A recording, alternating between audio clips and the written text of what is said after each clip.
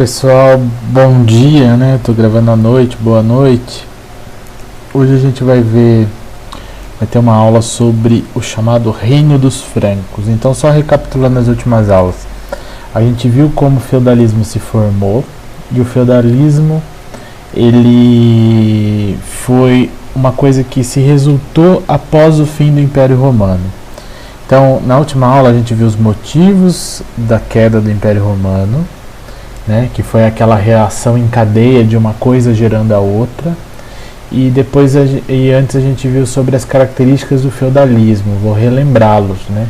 Característica econômica, a economia feudal é uma economia de subsistência. O que é a economia de subsistência? Que produz tudo que consome. A sociedade feudal é uma sociedade estamental. O que é estamental? Estamento social é uma sociedade que tem pouca mobilidade social, ou seja, uma pessoa que nasce pobre, ela vai obrigatoriamente morrer pobre. Uma pessoa que nasce rica, ela obrigatoriamente morre rica. Não tem essa mudança na nossa sociedade, que a nossa sociedade é de classes. Um rico pode tornar pobre, um pobre pode tornar rico, por mais difícil que seja. Mas há essa mudança, né? E a política é uma política descentralizada. Descentralizada porque não tem centro, não está centralizado em um rei. Então, esse poder ele está espalhado pelos feudos. Lembra que o feudo é uma grande propriedade rural. E aí hoje a gente vai ver como formou, né? Não vamos ver tudo, na semana que vem a gente vai continuar vendo, mas como formou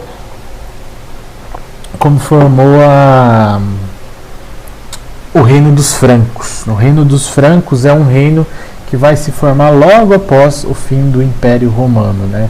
Como o Império Romano sumiu, né, surgiram vários reinos. E aí, nesse slide, né, nessa tela que vocês estão vendo, aí nós temos os chamados povos germânicos. Germânicos que vêm dessa região aqui da Europa, ó, que eu estou mostrando com o mouse.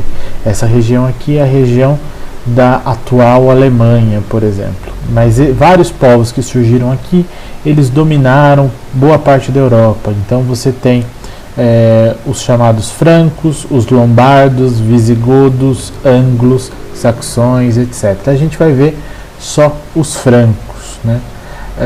E aí a gente vai ver como que esse reino se formou, que é um pouco diferente da organização do Império Romano, né? Não é tão centralizado. Aí a gente caminha já para a formação feudal, onde cada feudo manda em si.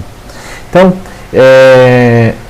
para falar do Reino dos Francos, e esse é o grande tema dessa aula, a aula que vem a gente vai ver como que forma esses reinos, o poder, etc.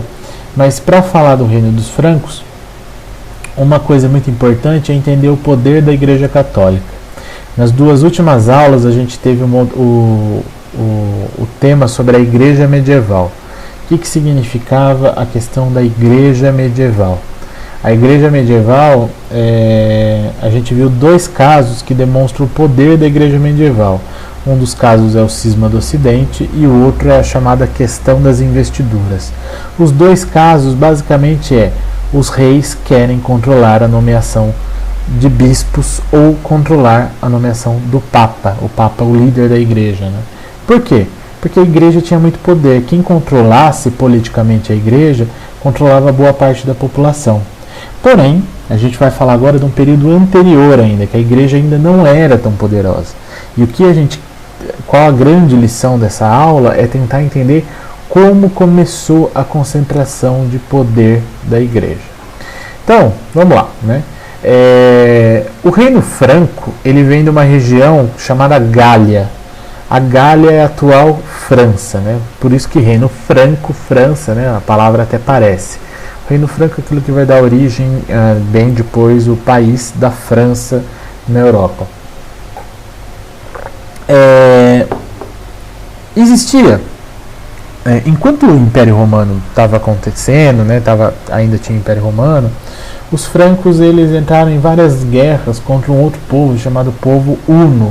Os hunos entraram em guerra com os francos e teve um cara que se destacou, que foi o Meroveu. É o nome dele, né? O Meroveu se destacou nessa guerra e foi meio que um grande líder, mas isso ficou por aí. Chega o neto de Meroveu, era um cara chamado Clovis. E o Clovis continuou essas guerras contra os outros povos germânicos. Esses povos eram chamados de povos bárbaros e eles, enfim, eles não eram cristãos, eles tinham outra religião, que era uma religião politeísta. A gente viu isso ano passado, politeísta, isso lá no passado, no período presencial ainda. Politeísta é uma religião que tem vários deuses. Poli são vários, teísta, teu, né, vem de Deus. Então, vários deuses. Eram religiões politeístas, e daí, com o surgimento do cristianismo, o reino dos francos foi um dos primeiros reinos a se converter, a se mudar de religião ao cristianismo. Como aconteceu isso? Clovis, que foi o primeiro rei aí do reino dos francos, que ele era neto desse cara chamado Meroveu, ele estava em uma guerra contra um outro povo chamado Alamanos. E nessa guerra contra os Alamanos, ele estava perdendo a guerra e ele não era cristão, e a esposa dele era cristã. Chamava Clotilde, se não me engano. A esposa dele falou: ó, por que você não faz uma promessa para o meu Deus, que é o Deus cristão, de que se a gente derrotar os Alamanos, você vai se converter ao cristianismo, e é isso, né? E além disso, você vai prometer algo para Deus, né? E daí o representante de Deus, no caso, é a Igreja Católica Apostólica Romana. E ele prometeu que todas as terras, além de se converter, todas as terras que ele conquistasse, ele daria uma parte dessas terras para a Igreja. Então, Clovis, que foi esse rei, ele fez essa promessa, ganhou a guerra contra os Alamanos, conquistou essas terras, e a partir daí ele começa um processo de expansão.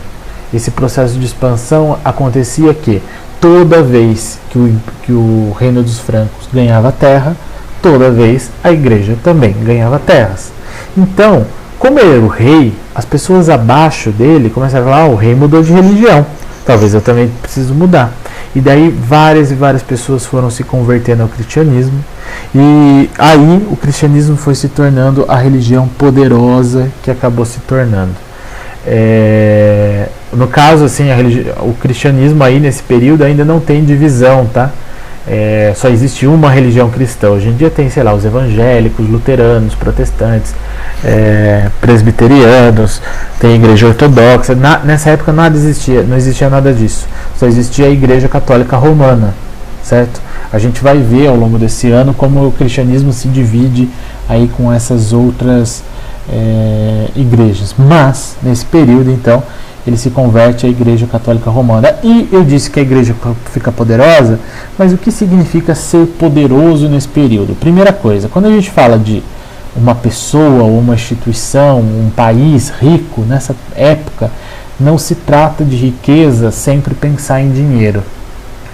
Muito pelo contrário, né? A gente vai chegar no período da Idade Média que nem tem quase circulação de dinheiro, né?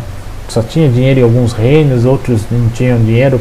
Era troca, que a gente chama de escambo, troca, sei lá, 2 kg de tomate por tantos quilos de cenoura, né? Fazia essas trocas. Então, o que é ser rico, já que não existe dinheiro? É ter terras.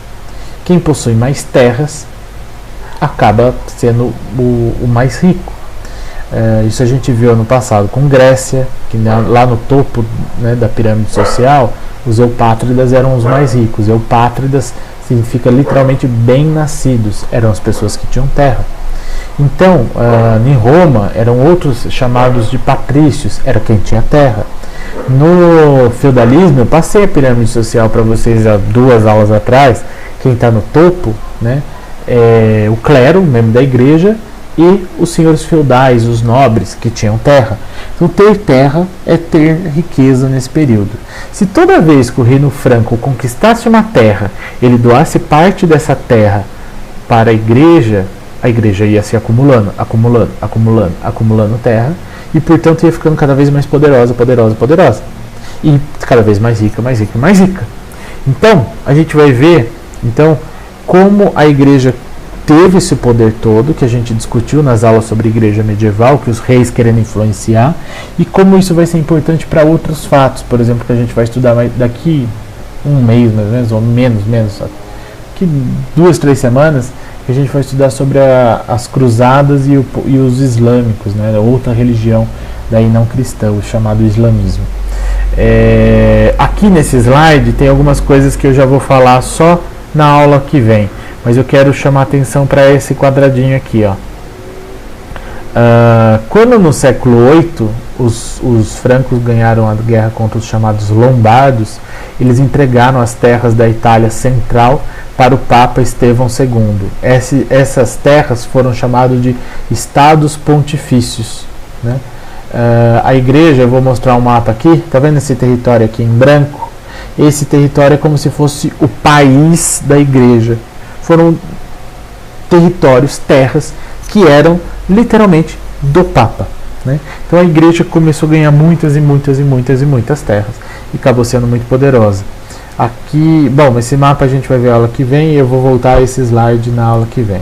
Então, beleza, gente? Então essa aula é basicamente para dizer que o reino do Franco ele vem de um povo germânico, surge aqui no mapa, ó, na região Reino dos Francos, e aqui, essa região em rosa, né? Surge nessa região da Gália, onde hoje é a França, e um dos seus primeiros reis foi o rei Clovis. O rei Clovis, o que de importante ele fez? Na luta contra os alamanos, ele prometeu que se vencesse, se converteria ao cristianismo, e se converteu. E aí todas as terras que ele conquistava, parte dessas terras ia para a igreja. E cada vez mais a igreja foi concentrando poder. O que a igreja ganhava com isso? Terra. O que o rei ganhava com isso? Apoio, porque todo mundo foi se convertendo ao cristianismo e todo mundo foi apoiando o rei. Certo? Então foi ali o momento da aliança entre rei e igreja. Na próxima aula, a gente vai ver como esse reino dos francos se amplia ainda mais e como ele chega ao fim. Beleza? Qualquer dúvida, estou disponível. E até a próxima.